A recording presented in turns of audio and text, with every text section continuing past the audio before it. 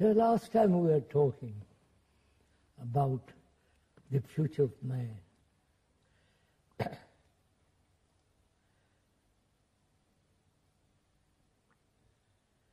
All the psychologists, as far as I can understand,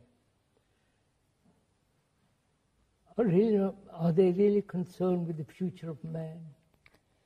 Or are they concerned with the human being conforming to the present society, or going beyond that? Well, I think that most psychologists evidently want the human being to conform to this society, but I think some psychologists, some of whom will be listening to us, are thinking of going beyond that to transform the consciousness of mankind. Can the consciousness of mankind be changed through time? Yes. That's one of the questions we should discuss this evening. Yes, we have discussed it actually last time, and I think that what came out was that the consciousness of mankind, that with regard to consciousness, time is not relevant, that it is a kind of illusion. That we discussed the illusion of becoming. Yes. We are saying, aren't we, let's be clear, that the evolution of consciousness is a fallacy. As through time, right? Yes. Through time. Through now, time. Though a physical evolution is not. Yes. Now, there is no, can we put it this much more simply, there is no psychological evolution or the evolution of the psyche. Yes, and since the future of mankind depends on the psyche, it seems then that we cannot, the future of mankind is not going to be determined through actions in time, right? Time, that's right. And then that left us the question, what will we do, right? Now let's proceed from there. Yeah. Shouldn't we first distinguish between the brain and the mind? Yes, well, that distinction has been made, and it is not clear. Now, of course, there are several views. One view is to say that mind is just a function of the brain, and that is the materialist view.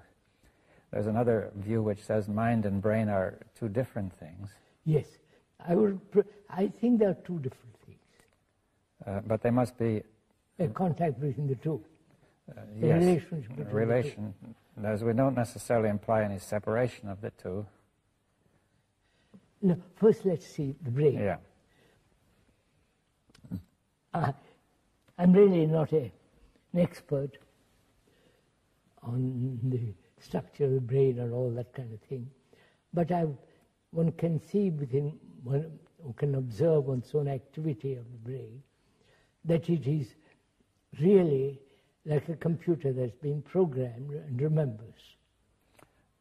Well, it's certainly a large part of the activity is that way, but one is not certain that all of it is that way. No. And it is conditioned. Yes.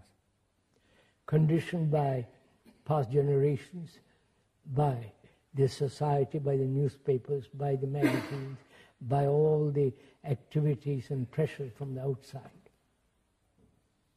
It is conditioned. Yes. Now, what do you mean by this conditioning? You see, what does it? It is programmed. It is made to conform to a certain pattern, lives entirely on the past, modifying itself in the future with the present and going on. Yes. Now, we've agreed that some of this conditioning is useful and necessary. Of course, we've discussed that last time. Yes, and now, but the conditioning which determines the self, which determines the psyche. The psyche, or you call it the psyche. Let's call it for the moment the psyche. The self. The self, the psyche. That conditioning is what you're talking about. That may not only be unnecessary, but harmful. Right? Yes, that's what we were discussing too. Yes. That the emphasis on the psyche, as we are doing now, and giving importance to the self, is creating great damage in the world. because it's separative,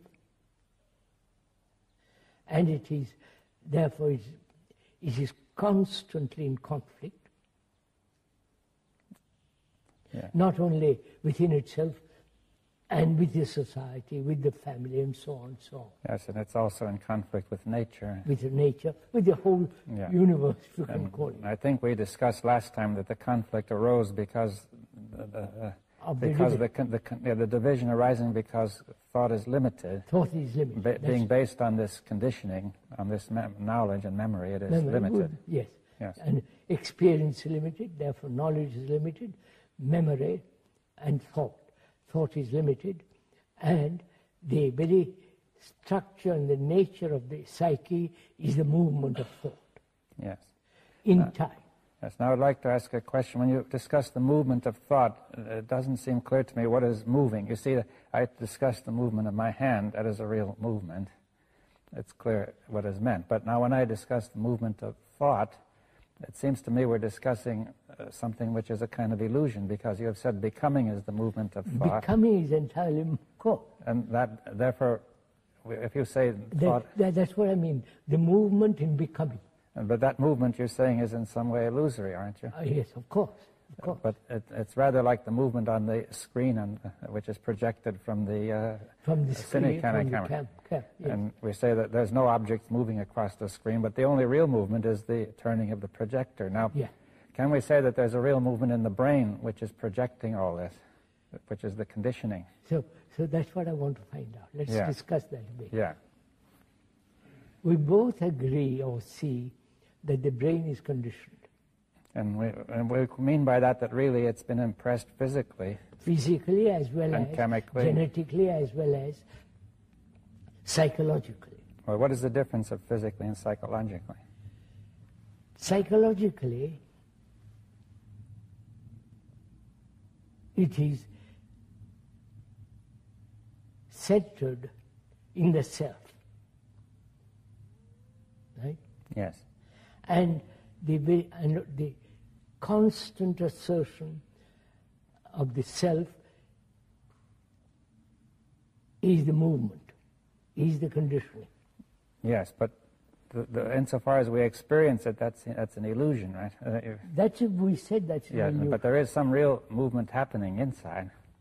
Say the brain, for example, is doing something. It's been conditioned physically and chemically. Chemically, yes. And something is happening physically and chemically when we are thinking of the self, right? Are you saying, are you asking rather, the brain and the self are two different things? No, I'm saying the self is the result of conditioning the brain. Yes. And the self is conditioning the brain. Yes, but does the self exist? No. But the conditioning of the brain, as I see it, is involving with an illusion which we call the self.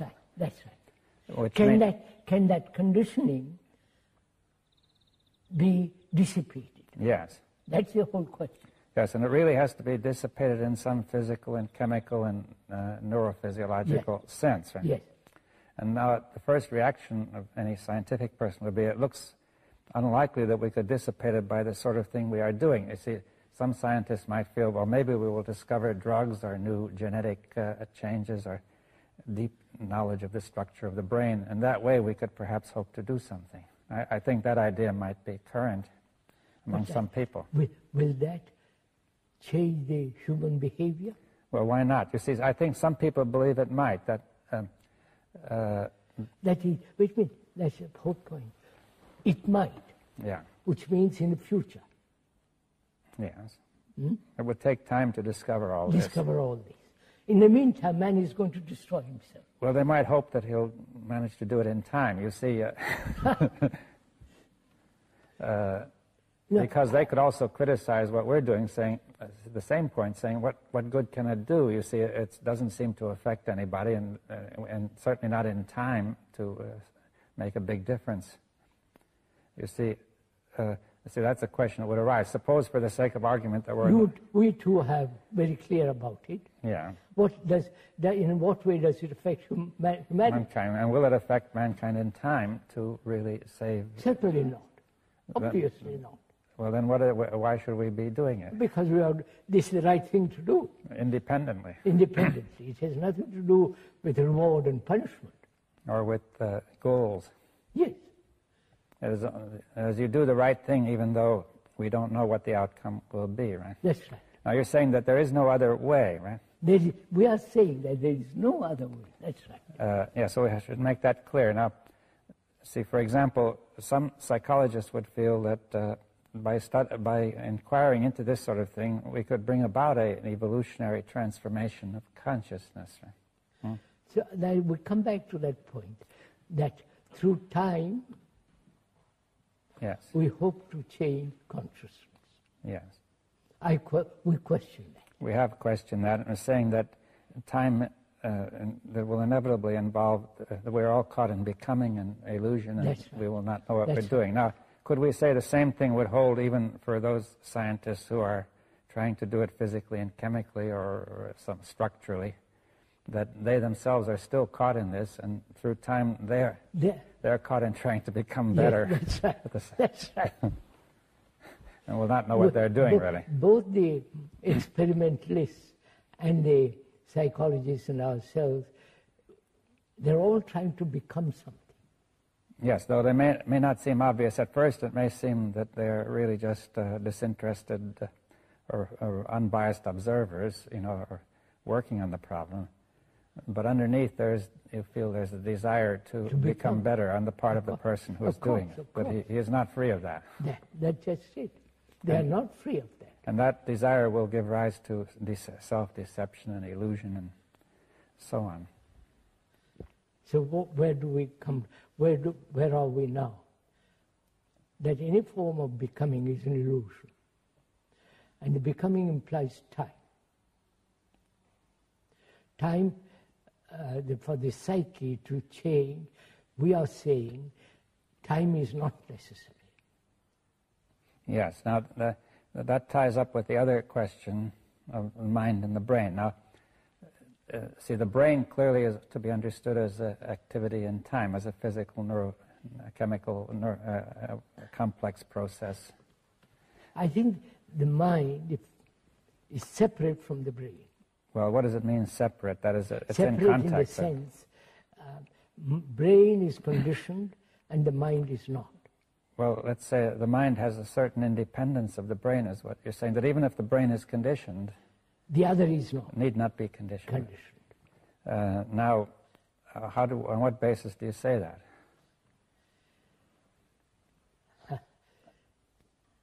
No, let's begin not on what basis do I say. Or what makes you say it, right? As long as one's brain or the brain is conditioned, it's not free. Yes. And the mind is free. Yes, that's what you're saying. Now, see, the brain not being free means it is not free to inquire in an unbiased way. And let's go inquire, what is freedom? Yeah. Freedom to inquire, as you point out, freedom to investigate, and it's only in freedom there is deep insight. Yes, that's clear, because if you're not free to inquire in any, if you are biased, then you're limited. Limited. In an arbitrary way, no. So, as long as the brain is conditioned, its relationship to the brain, to the mind, is limited. Yes, now we have the relationship of the brain to the mind here, yes. Or is it, and yes. Also the other way around, right? Yes. But the mind, being free, has a relationship to the brain. Yes. Now, we say the mind is free in some sense, not subject to the conditioning of the brain. Yes. Now, one could ask a question, what is the nature of the mind? For example, I could ask, is the mind located inside of the body, or is it in the brain? No, it's nothing to do with the body or the brain. Has it to do with space or time? Space, just a minute, space, wait a minute, has to do with space and silence. These are the two factors. But not time. Right? Not time. Time belongs to the brain. All right, now what you say space and silence. Now, what kind of space? It is not the space in which we see light moving. Space. Let's look around the other way. Thought can invent space. Well, in addition, we have the space that we see, and thought can invent different kinds of space. And space from here to there. Yes, the space through which we move physically. Space also between two noises. Between two sounds. Right? There's two sounds. Well, that's the interval, they call it. The interval of, that would be called the interval between two sounds. Yes, interval between two noises. Or two noises. Right? Two thoughts. Two thoughts. Right? Two notes. Yes. Two space between two people. Yes, space between the walls. And so on. But that kind of space is not the space of the mind. You say it is not limited. It is I not didn't an want interval. to use the word limited. But I mean, it's implied. Yes. It's not the nature of being bounded by something. No, it is not bounded by the psyche. By the psyche. It isn't bounded by anything. No. No. Now, the psyche, you say, is bounded because we've said it is limited, and so on right now. So can the brain, that's what I want to find out, discuss rather, talk over. Can the brain, with all its cells conditioned, can those cells radically change? Yeah, well, we've often discussed to say it's not certain that all the cells are conditioned. For example, some people think that only a small part of the cells are being used, and the others are rather just not being inactive, dormant. Yeah. Or just touched occasionally. Just touched occasionally, but those cells that are conditioned, whatever they may be, evidently dominate consciousness now, right? Yes. Can those cells be changed? Yes. We are saying that they can, through insight. Yes. Now, insight being out of time, it's not the result of remembrance. It's not a intuition or desire or hope. It's nothing to do with any time and thought. Yes. Now, but you say insight, is it of the mind? Is it of the nature of mind, right?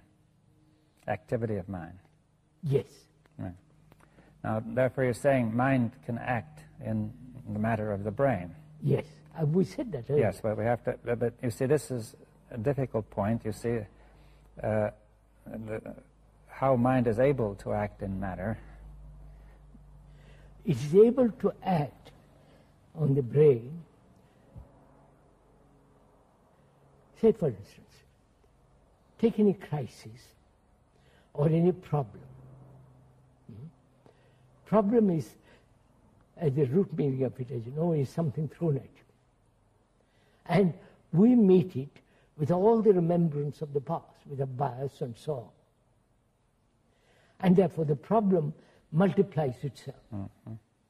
You may solve one problem, in the very solution of one problem, of that particular problem, other problems arise, as they are doing in politics and so on, right? Now, to approach the problem, or to have perception of the problem without any past memories and thoughts interfering or projecting in perception of the problem. Yes, now that implies that perception also is of the mind, that it is that's right. Not. Are you more or less saying that the brain is a kind of instrument of the mind? Is that what is being instrument of the mind when the brain is not self-centered? Yes. Well, you see, if we think of all this conditioning, the conditioning may be thought of as the brain exciting itself and keeping itself going just from the program. This occupies all of its capacity. All our days. Yes, right. well, all the whole capacity of the brain, and It's rather like a radio receiver which can generate its own noise. It would not pick up a signal. Now, would this analogy be at all... it's not very good, but... Not very. You see, sir, would you go into this a little bit?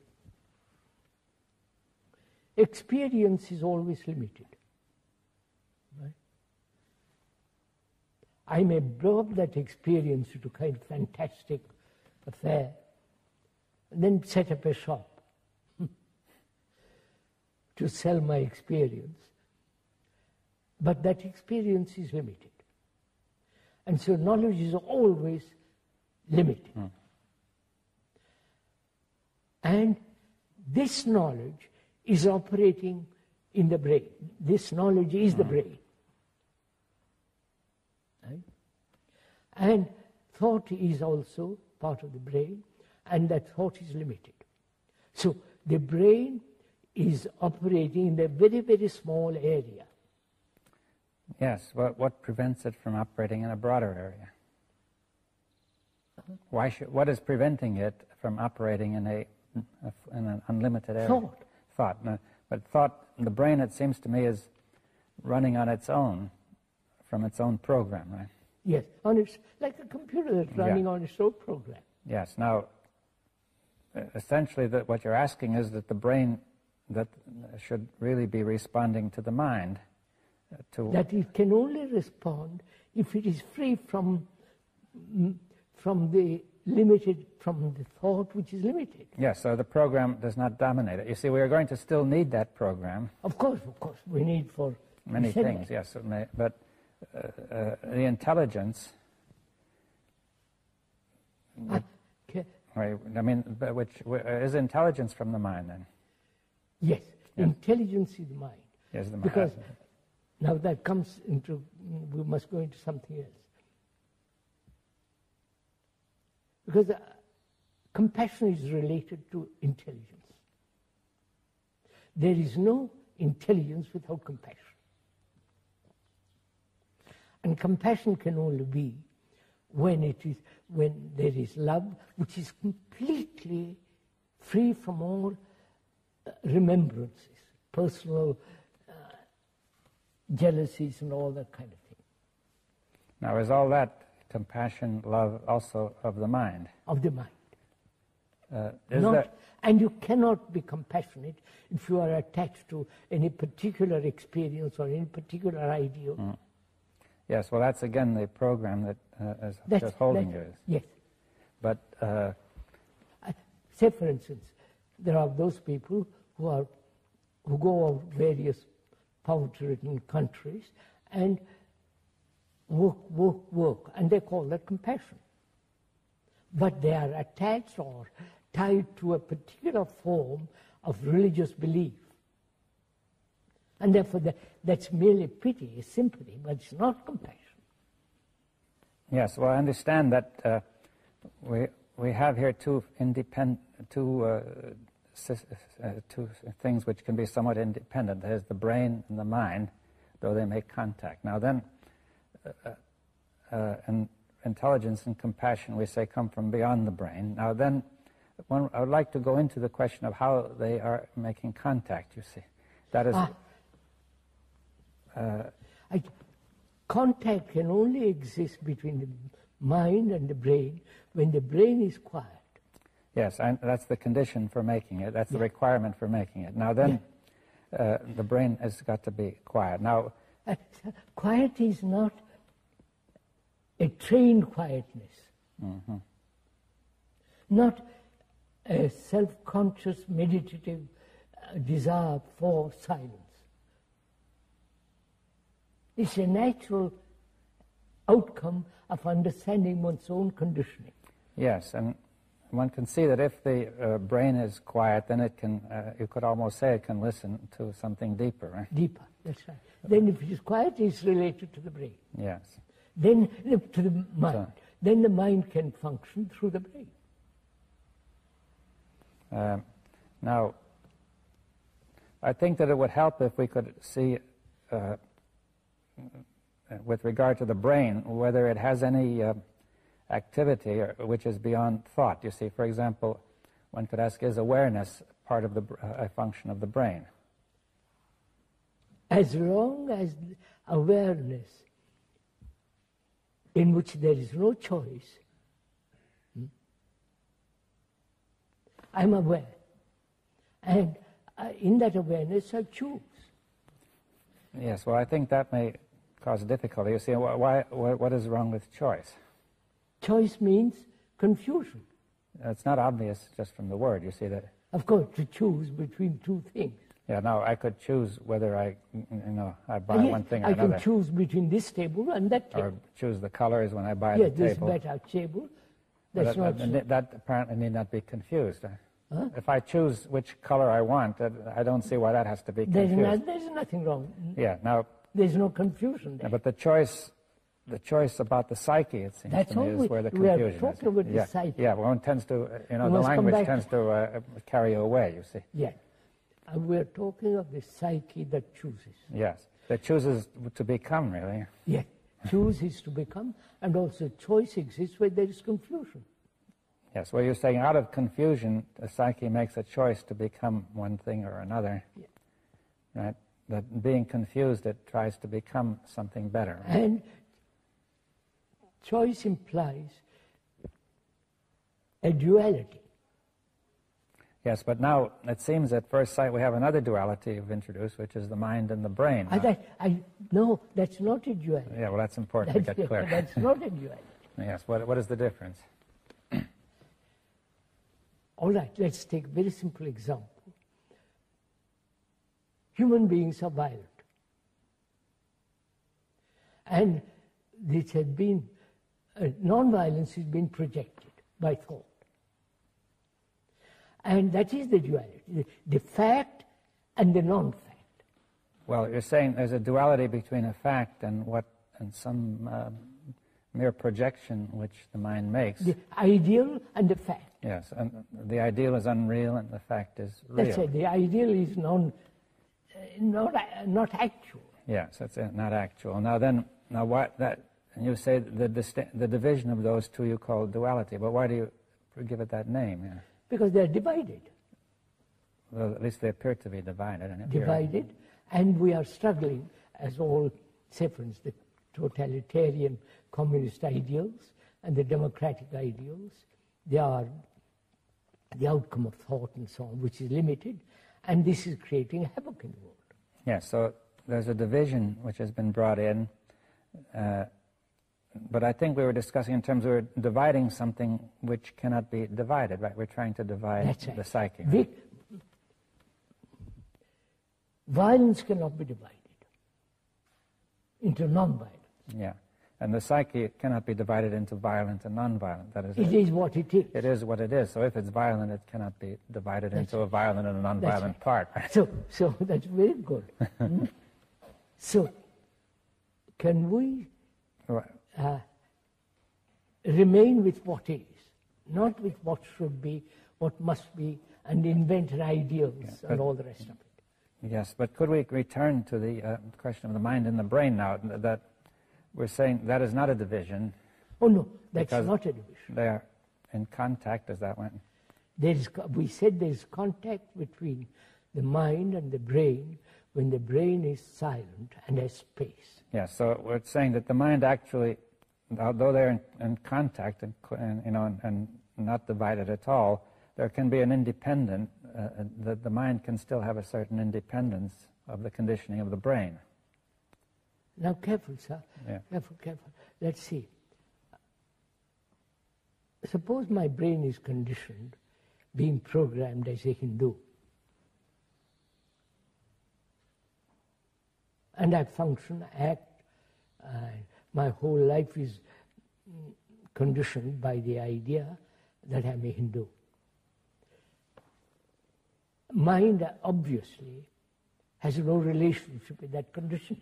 Now, when you're using the word mind, that means it's not my mind or... Oh, mind. You're discussing mind universally or generally. Yeah.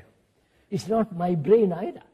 No, but there's a particular brain, this brain or that brain, and now, but will you say there's a particular mind? No. No, you see, that's an important difference. They're saying mind is really universal. Mind is universal, if you can use that word. Yes, or unlimited, or yes. Undivided. It is not polluted by thought. But, see, I think for most people, at least there will be a difficulty saying, how do we know anything about this mind? I only know my mind is the first feeling, right? You cannot call it your mind. You only have your brain, which is conditioned. You can't say it's my mind. Yes. Well, whatever is going on inside, I feel is mine. It's very different from what's going on inside somebody else. No, I question whether it's... At least that seems different at yes, first sight. I question whether it is different. What's going on inside me as a human being and you as another human being. We both go through all kinds of problems, suffering, fear, anxiety, loneliness, and so on, so on. Yeah. We have our dogmas, beliefs, superstitions, and everybody has these. Well, we'll say it's all very similar, but still it seems each one of us is isolated from the other. By thought. Thought is created that I am different from you. Yes. Because my body is different from you. My face is different from you. So we carry that same... we extend that same thing into the psychological area. Yes, we've discussed that. But now, if we say, all right, that division is an illusion, perhaps, now then... no, not perhaps. No, let's say it is. It's an illusion, all right, now, although it is not obvious when a person first looks at it. Of course. Now then, and we say mind... Not only in reality, even brain is not divided, because we're saying that we're all not only basically similar, but really connected, right? And then we say beyond all that is mind, which has no division at all. It is unconditioned. Yes, it would almost seem to imply then that insofar as a person feels he is a separate being, he has very little contact with mind, right? Absolutely, quite right. That's you say has no mind. That's why it's very important to understand. Not the mind, but my conditioning. Mm-hmm. Then whether that my conditioning, human conditioning, can ever be dissolved. That's the real issue. Yes. I think that, still the mind, or we won't call it the mind, but a human being considers always what is the meaning? See, I think we want to understand the meaning of what is being said. You see, that we have a mind that is universal, that is in some kind of space, you say? Or is it its own space? It is not in me or in my brain. But it has a space. It lives in space. It lives in a space, right? And silence. And silence, but it's the space of the mind, right? It's not a space like this space. No. And that's why we said space is not invented by thought. Yes. Now, is it possible then to perceive this space when the mind is silent? To be in contact with it? Not perceive. And when the brain is? Let's see. You're asking a question whether the mind can be perceived by the brain. Or at least somehow be aware, an awareness or a sense. Yes. And we are saying yes, through meditation. You may not like to use that word. Well, I don't mind. I think it is possible to bring about, she said that's a difficulty. When we use the word meditation, it's generally understood there's always a meditator meditating. Meditation is really an unconscious process. It's not a conscious process. Well, and how are you able to say that meditation takes place then if it's unconscious? It is taking place when the brain is quiet. Well, you mean by consciousness all the movement of thought? Yes, movement of thought. With feeling, desire, will, and all that goes with it, right? But there's a kind of awareness still, isn't there? Oh, yes. Yes, you see... It depends what you call awareness. Yes. Awareness of what? I don't... Possibly awareness of something deeper, I don't know.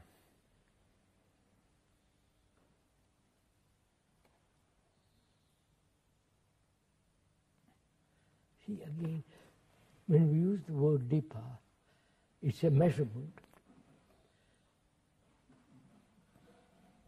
I know, how would you... Well, let's not use that, but let's say that some kind of, the brain is not, see, there's a kind of unconsciousness which you're simply not aware of at all. A person may be unconscious of some of his, his problems, his conflicts. Let's go at it a little bit more. If I do something consciously, it's the activity of thought. Yes. Right? Yes, it's thought reflecting on itself. It's the activity of thought. Now, if I consciously meditate, practice, do all this kind of what I call nonsense, then you are making the brain conform to another series of patterns. Yes, it's more becoming. It's more of becoming. That's right. Yes, you're trying to become better. There is no illumination by becoming. You can't be illumined, if I can use that word, by saying I'm going to be a chief. Yes, but now it seems very difficult to communicate something which is not conscious, you see that. That's the difficulty. But it's not just being knocked out, or a person is unconscious if he's knocked out too, but you don't mean that. No. Or under anesthetic, or... No, let's put it that way. Conscious meditation, conscious activity to control thought, to free oneself from conditioning, is not freedom. Yes, I think that's clear, but now it becomes very unclear how to communicate what else, you see that. Wait a minute, how can I tell, you want to tell me what lies beyond thought? Or when thought is silent. Right, silent. What words would you use? Well, I suggested the word awareness, or what about the word attention? I don't know. Attention is better for me. Yes.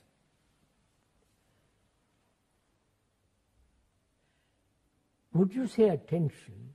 In attention, there is no center as the me. Well, in the kind of attention you're discussing, I mean, there is a kind, which is the usual kind, where we pay attention because of what interests me. Of course. Right?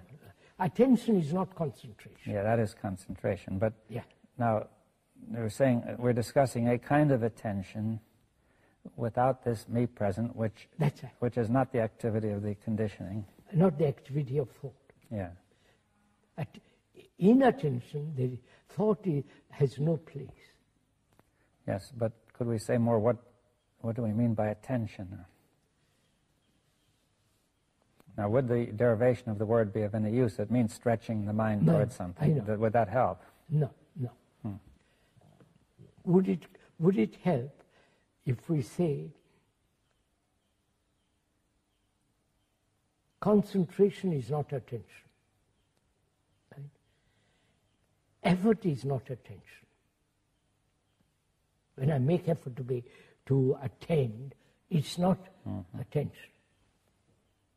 Attention can only come into being when the self is not.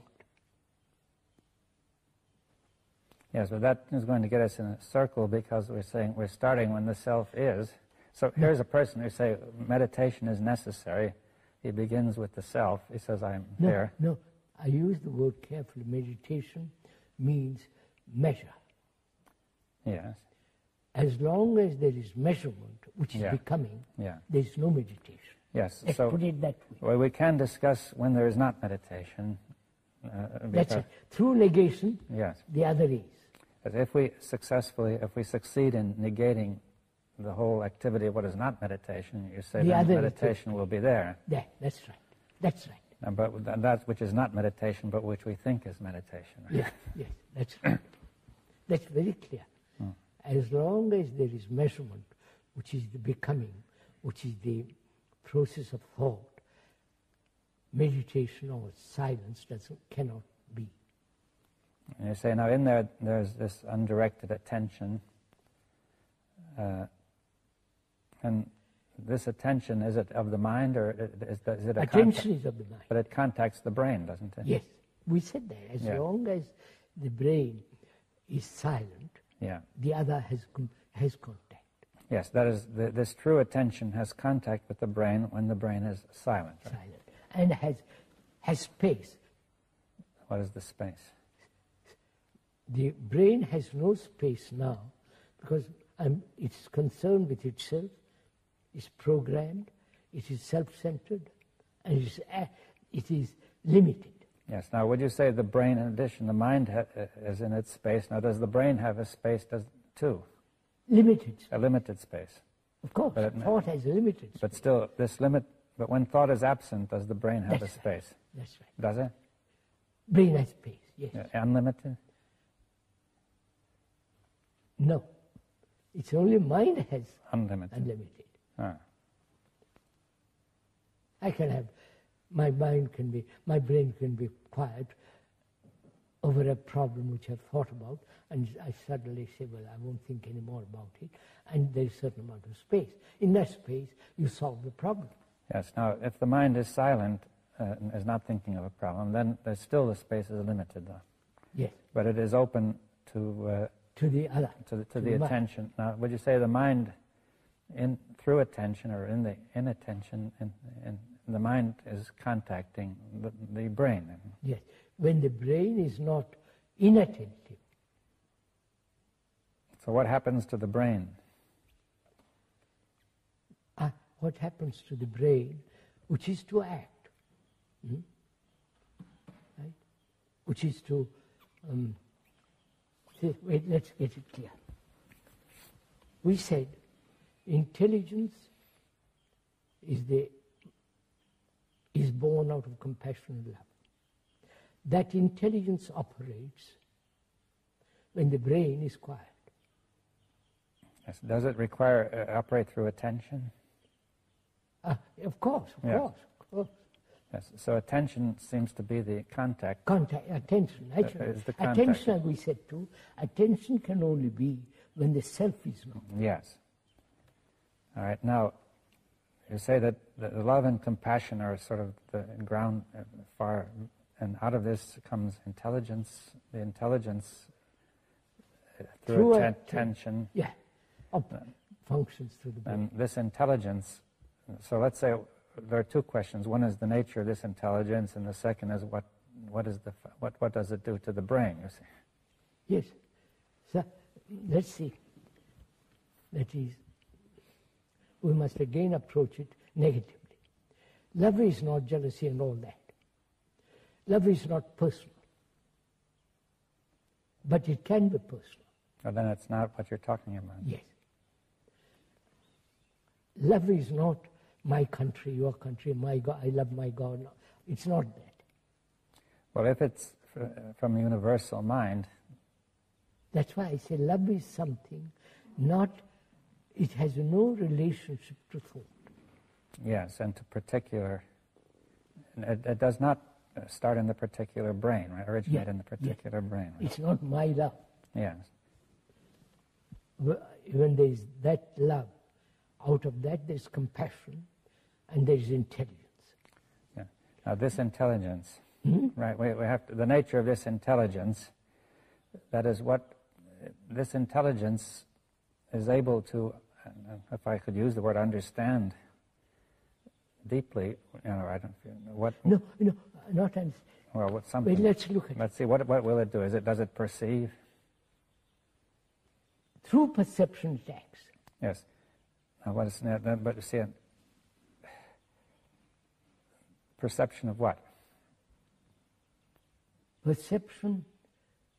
Now let's discuss perception. Mm-hmm. There can be perception only when it's not tinged by thought. When it's not? Tinged or when there is no interference from the movement of thought, there is perception, which is direct insight into a problem. Yes. Now, or into human complex. Yeah. Now, this perception originates in the mind. Does the perception originate in the mind? Let's look at it.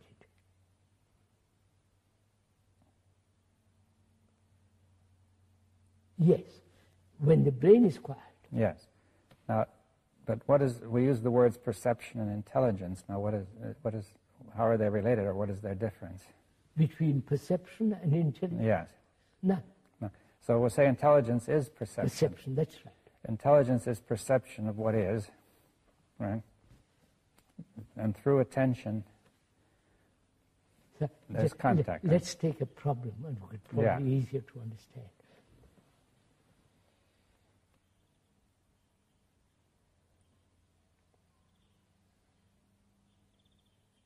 Take a problem of suffering.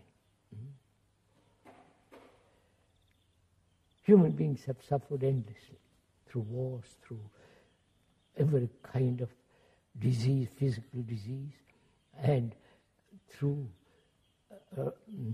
wrong relationship with each other. Man has suffered greatly. Now, can that end? Yes. Well, I say that is the difficulty of ending that is that it's on the program. We're conditioned to this whole thing, right? Whole thing. And it's physically and chemically registered. We are conditioned. Yes. Now, that has been going on for centuries. Yes, so it's very deep in some way. Very, very, very deep. Now, can that suffering end? Yes, and it cannot end by an action of the brain, because the brain is caught in this suffering, and it cannot take an action toward its own suffering. Of course it cannot. Thought cannot end it. Yes, because thought has created it in any way it is unable to get hold of it. Yes, thought has created the wars, the misery, the confusion, and thought has become prominent in human relationship. Well, you see, I think that people might agree with that and still think that thought might still, as thought can do bad things, it could do good things. You see, I think thought cannot do good or bad. It's thought. It cannot get hold of this. Thought cannot get hold of this suffering. That is, this suffering being in the physical conditioning of the brain and chemical. Thought has no way of knowing what it is. Even you see it. I mean, I lose my son, and Yeah, but I mean, by thinking, I don't know what's going on inside me. I can't change the suffering inside because I don't. Thinking will not show me what it is. Now you're saying maybe there's an intelligence. But after all, we're asking, can suffering end? That's a problem. Yes, and it's clear that thinking cannot do it. No. Thought cannot do it. No. All right, now, because that's the point. We've got if you have an insight into it. Yes, now this insight will be the action of the mind, through intelligence and attention. When there is that insight, intelligence wipes away suffering. Yes, now you're saying that therefore there is a contact from mind to matter which removes the whole physical chemical structure which keeps us going on with suffering. In that ending, there's a mutation in the brain cells.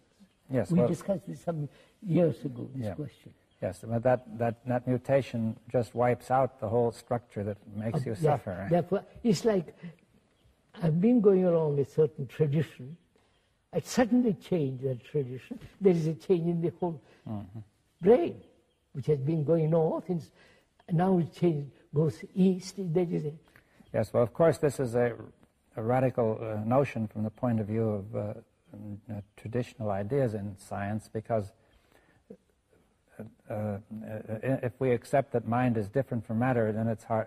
People would find it hard to say that mind would actually. Mind, after all, sir, would you put it? Mind is pure energy. Well, we could put it that way. But say matter is energy too. Yes, therefore, matter is limited. Thought is limited. Yes, well, but we're saying that the pure energy of mind is able to reach into the limited energy of matter. Yes, that's right. And change the limitation. Yes, to remove some of the limitation. Right. When there is a deep issue or problem, which is, or a challenge which you are facing. Yes, so we have thought, yes, so, and we have to also add that all the traditional ways of trying to do this cannot work, because it hasn't worked. Well, that's not enough. We have to say, because people still might hope it could. You see, it cannot actually. It cannot. Because thought cannot get at the basis of its own physical, chemical basis in the cells and do anything about those cells. Yes, sir. We've said that very clearly. Thought cannot bring about a change in itself. Yes, and yet practically everything that mankind has been trying to do is based on thought. Right? Thought. And there is a limited area, of course, where that's all right, but we cannot, therefore, as we said, we're discussing before, do anything about the future of mankind from the usual approach. So look, that's what when you listen to the politicians who are so very active in the world, they are creating problem after problem. And to them, thought is the most important thing, ideas.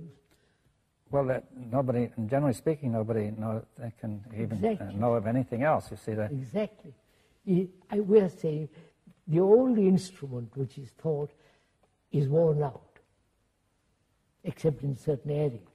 Well, it never was adequate except in those areas. I mean, yeah, of course. But and man has always been in trouble, as far as we can remember, as far as history goes, right? Yes, sir. Man has always been in trouble, turmoil, fear. We mustn't reduce all this to an intellectual argument. But as human beings, facing all the confusion of the world,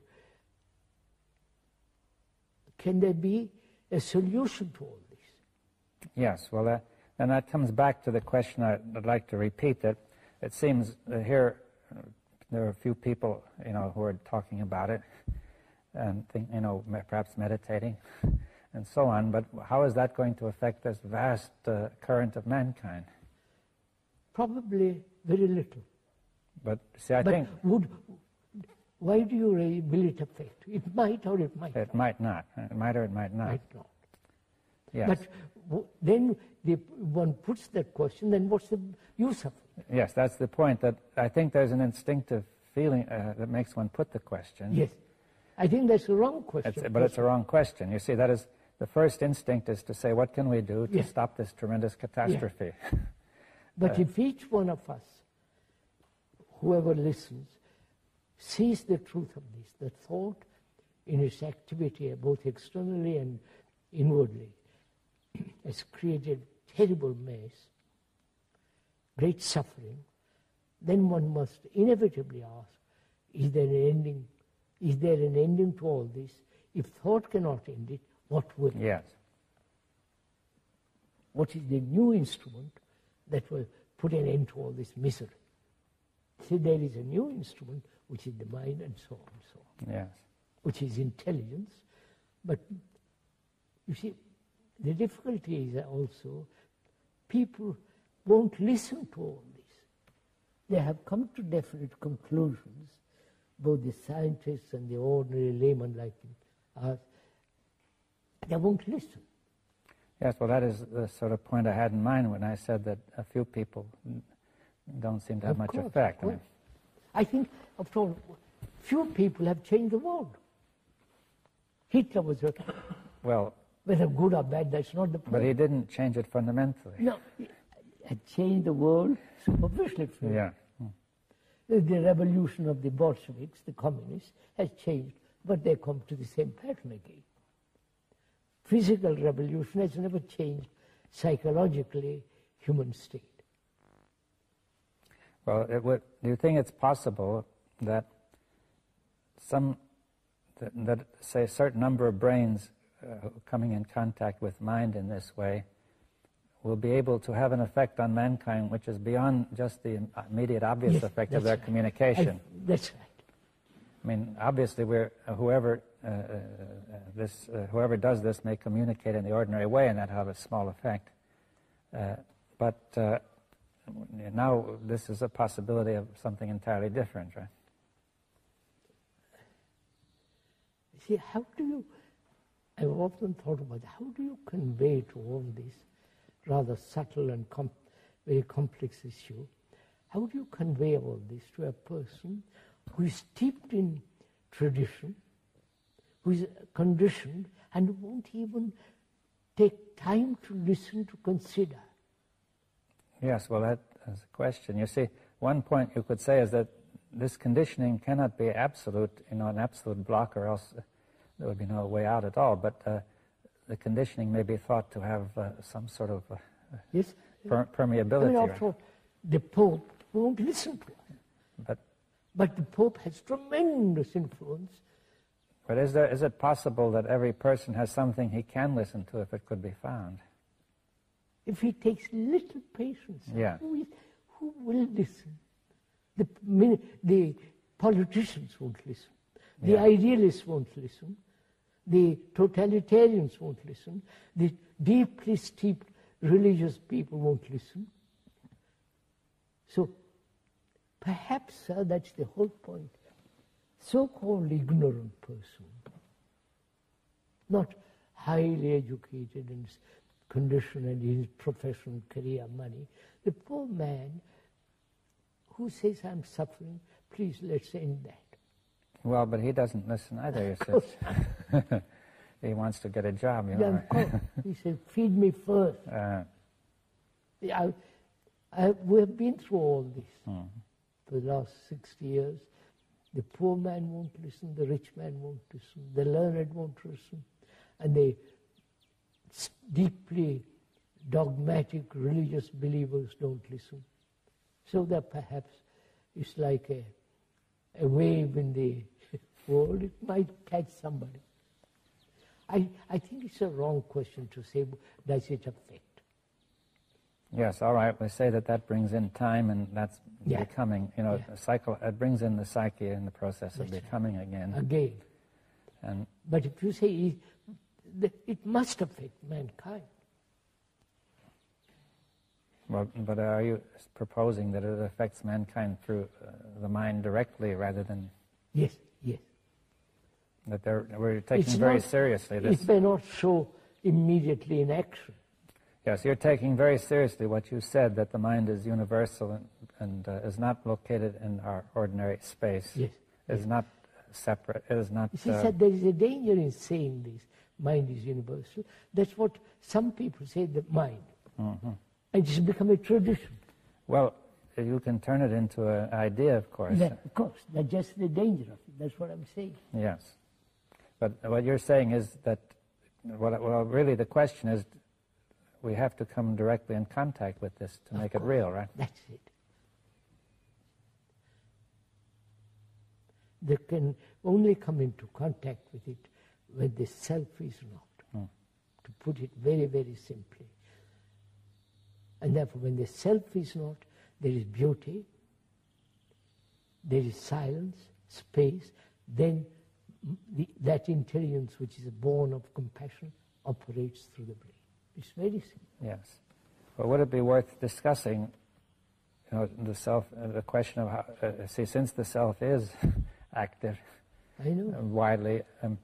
But that's our long tradition of many, many, many centuries. Now, is there some aspect of meditation which can be helpful here when the self is acting? See, suppose this person says, okay, I'm caught in the self, but I would like to, I want to get out, but I want to know, you know, what shall I do? You see, that I won't use the words "what shall I do," but I mean, what do you say? That's very simple.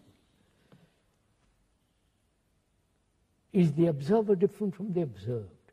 Well, suppose we say, yes, it appears to be different. Then what? No, is that an idea or an actuality? Oh, wait, what do you mean? Actuality is when there is no division between the thinker and the thought. Yes, but suppose I say ordinarily one feels the observer is different from the observed. I say we begin there. I will begin there and so look at it. Are you different from your anger, from your envy, from your suffering?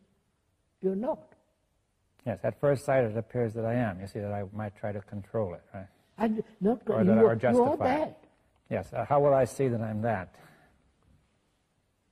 You are your name. You are your form, body. You are all the reaction and actions. You are the belief, you are the fear, you are the suffering and pleasure. And all. You are all that. Yes, but the first experience is that I am here first, and that those are properties of me. They're my qualities, which either have or not have. I might be angry or not angry. I might have this belief or that belief. Contradictory, you're all that. But you see, it's not when you say I am that, do you mean that I am that and cannot be otherwise? No. At present, you are that. It can be totally otherwise. Yes, okay. So I am all that, rather than saying, as I usually do, that I'm looking at those qualities. That's it. At least that I, the observer, I admit that I am anger, but I feel that I, as the observer, am not anger, but I'm an unbiased observer who is looking at anger. Of course. Now you're telling me that this unbiased observer is the same as the anger he is looking at. Of course. Of course.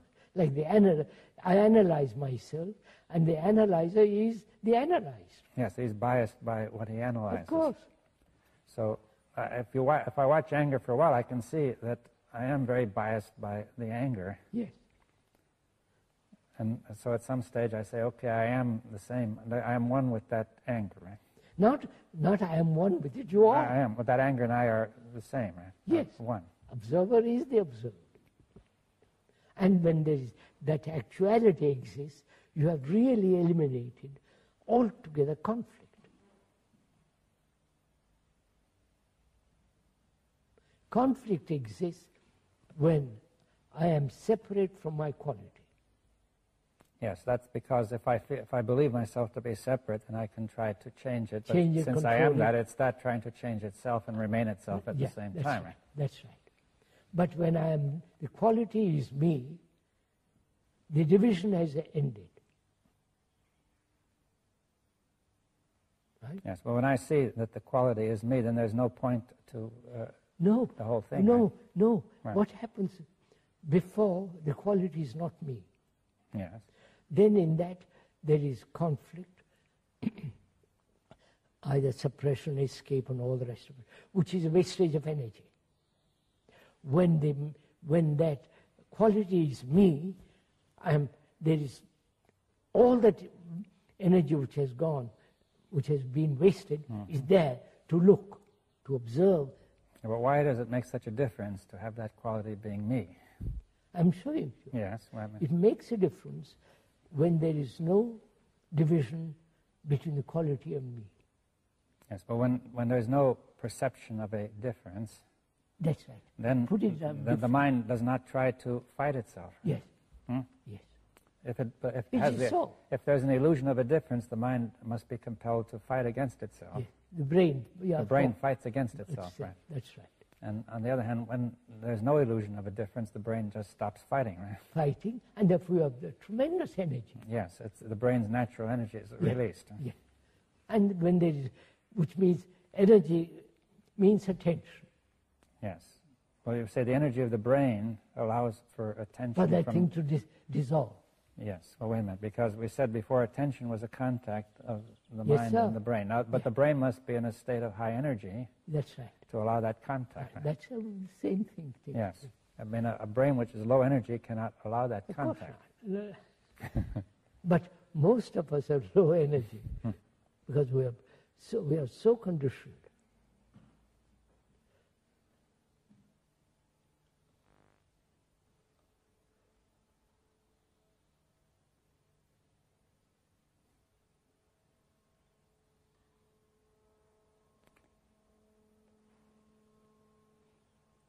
Well, essentially, you're saying that this is the way to start, then. Yes, sir. Start simply. Yes. Start with what is, what I am. That's why self-knowledge is so important. Self-knowledge is not an accumulated process of knowledge which then looks at. It's a constant learning about oneself. Yes, so if you call it self-knowledge, then it's not knowledge of the kind we talked about before, which is conditioning. That's right. Knowledge conditions. But you're saying that self-knowledge of this kind is not conditioning. That's but why do you call it knowledge? Is it a different kind of knowledge? Yes. Knowledge conditions. Yeah, but now you have this self-knowledge. Self-knowledge, which is to know and to comprehend oneself, to understand oneself is such a subtle, complex thing, it's living. But you're essentially knowing yourself in the very moment in which things are happening, to know what is happening. rather than store it up in memory. Of course. And that can only be in my through reactions. I begin to discover what I am, what my, and so on, so on. I think we better. Right?